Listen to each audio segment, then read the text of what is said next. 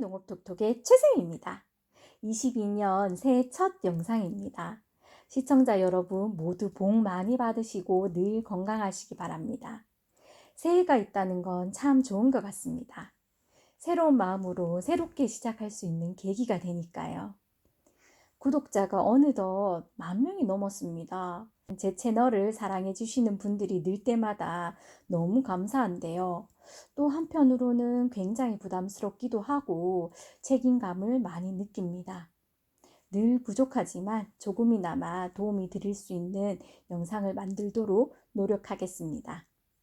농업을 공부하면 할수록 알면 알수록 내가 모르는 것이 너무 많았고 아직도 알아야 할 것들이 많다는 것을 느낍니다.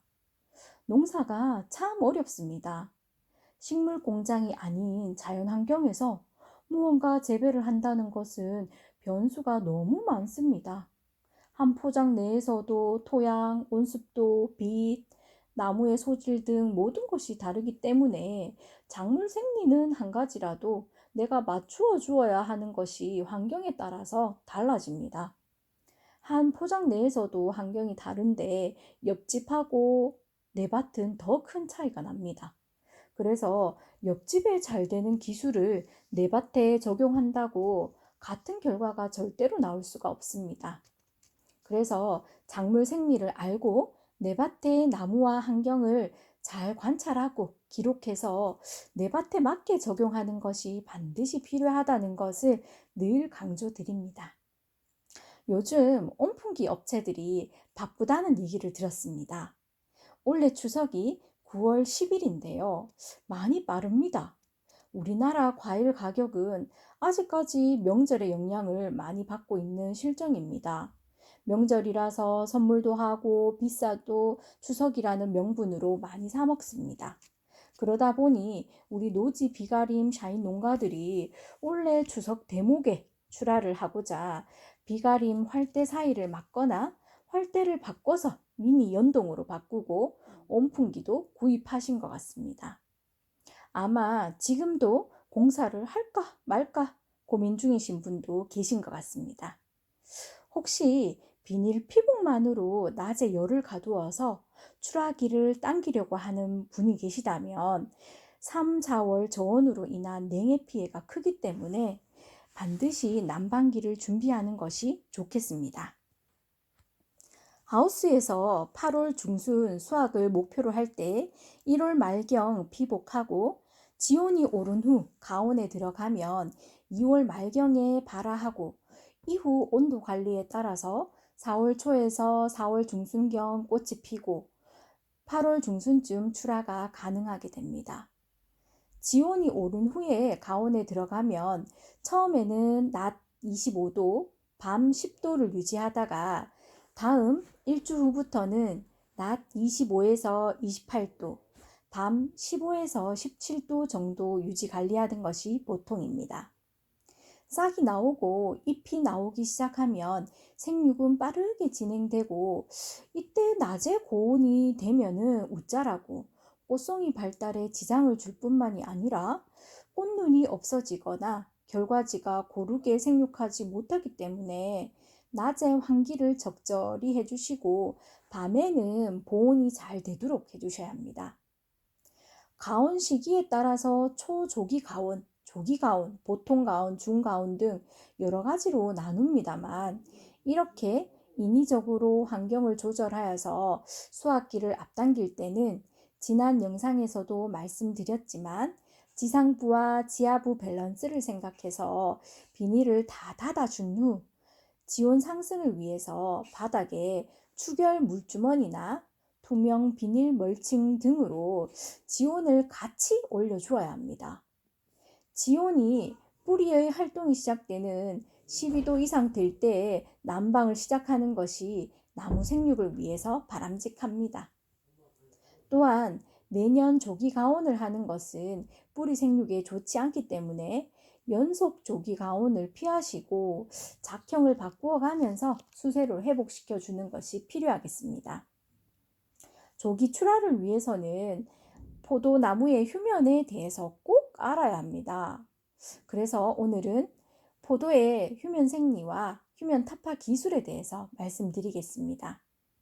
포도나무의 눈은 봄에 발아해서 신초가 자라서 7, 8월경이 되면 녹색이 갈색으로 바뀌면서 등숙이 되고 겨울을 날 준비를 합니다.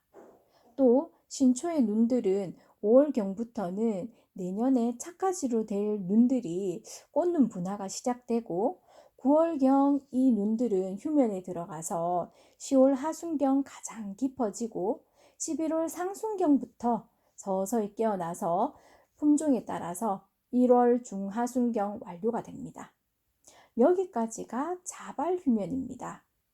월동 가수는 7도 미만의 저온이 일정 시간 충족이 되어야 이후 환경 조건이 맞으면 싹이 나는데요. 포도는 품종에 따라서 1000에서 2000시간 정도가 필요합니다. 그 기간이 자발 휴면 기간이라고 보시면 되겠습니다. 자발 휴면 이후에도 기온이 낮아서 환경 조건이 안 맞으면 발화가 되지 않는데요. 그것을 타발 휴면이라고 합니다. 그런데 자발 휴면이 끝나기 전인 12월이나 1월에 가온을 할 경우에 발화가 지연되거나 균일하지 않고 신초 생장이 불량하는 등 여러 가지 문제가 생겨서 수량 저하 등 본래의 목적을 달성할 수가 없습니다. 실제로 휴면을 타파하지 않고 12월에 가온을 한 경우 가온 후 60일이 지나도 발화하지 않는 시험 결과가 있습니다. 그래서 자발 휴면이 완료되기 전에 가온을 시작할 때에는 인위적으로 휴면을 깨주어야지 발화가 됩니다. 그것을 휴면 타파라고 합니다. 휴면을 타파시키는 방법은 화학 물질을 처리하는 것인데요. 현재 실용적으로 이용되고 있는 것은 석회질소 20% 상등액, 메리트청 2배액, 초산암모늄 10%액입니다. 표는 처리 방법에 따른 생육 촉진 효과입니다. 발화기에 간로한 숫자는 무처리 대비 촉진 일수인데요. 석회질소 20% 처리가 25일 당겨지는 것으로 나오는데요. 촉진 효과가 가장 큽니다만 사용 방법이 좀 까다롭고 주의해야 할 사항들이 있어서 실제 농가에서는 조기 가온이든 보통 가온이든 메리트청을 대부분 사용하고 계시는 것 같습니다. 그러면 세 가지 휴면 타파제의 처리 방법을 알아보겠습니다. 먼저 석회질소입니다. 분말 석회질소 20kg를 미지근한 물 70리터에 조금씩 넣어서 잘 혼합한 후에 100리터가 되도록 물을 채웁니다. 30분 간격으로 5회 정도 잘 저어주고 12시간 방치시킨 후에 상부에 맑은 물을 사용합니다. 농도가 진하면 약해가 날 수 있고 농도가 연하면 효과가 떨어질 수 있다고 합니다. 처리 시기는 어느 정도 저온 기간이 지나 자발 휴면에서 깨어나기 시작하는 시기로 11월 하순부터 12월 중순 사이입니다. 처리 방법은 살포 처리나 붓으로 발라주는 방법인데요. 어느 방법이든 눈에 충분히 묻도록 하는 것이 중요합니다. 그런데 석회질소는 알칼리성으로 독성이 강하여서 품종에 따라서 다를 수는 있습니다만 약해가 발생하기 쉽다고 합니다. 특히 수세가 약할 때, 등숙이 불량할 때, 그리고 전정 직후 처리할 때 심하기 때문에 전정 전에 처리하는 것이 원칙이고 전정 후에 처리한다면 전정 후 10일 간격은 두고 처리해야 한다고 합니다. 이러한 약해 발생 문제 때문에 나무의 상태가 양호하고 12월에 가온에 들어가는 초조기 가온 재배에서는 사용해봄직하나 1월 가온 작형에서는 메리트청을 이용하는 것이 안전합니다. 다음은 메리트청 사용 방법입니다. 메리트청은 초산태 질소와 암모니아태 질소를 각각 3.5% 함유하고 인산, 칼륨 및 미량 요소 등을 함유한 연면 살포제입니다. 처리는 휴면이 거의 완료되어 가는 1월 중순에 하는 것이 가장 효과적입니다. 원액을 2배로 희석하여서 눈 부위에 살포하거나 칠해줍니다. 또한 메리트청은 샤인 2년차의 발화 촉진제로도 사용되는데요. 그때는 2월 말, 3월 중순 2회 처리합니다. 다음은 초산암모늄입니다. 초산암모늄은 석회 질소에 비해서 사람이나 나무에 해가 적고 가격이 쌉니다.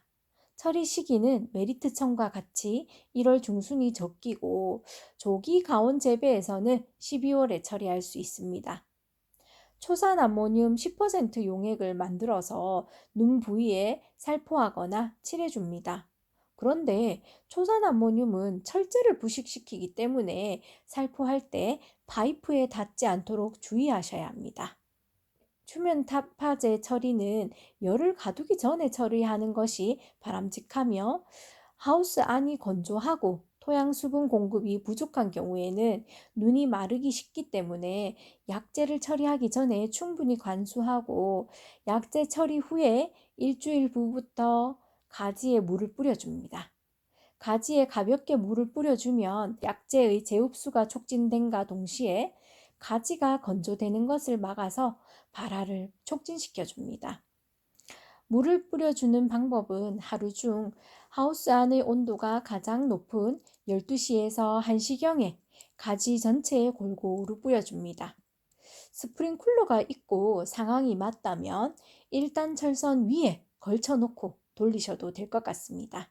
오늘은 포도 조기 수확을 위해 알아야 할 포도의 휴면 생리와 휴면 타파 방법에 대해서 말씀드렸습니다.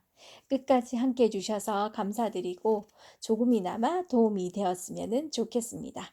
오늘도 최쌤이었습니다.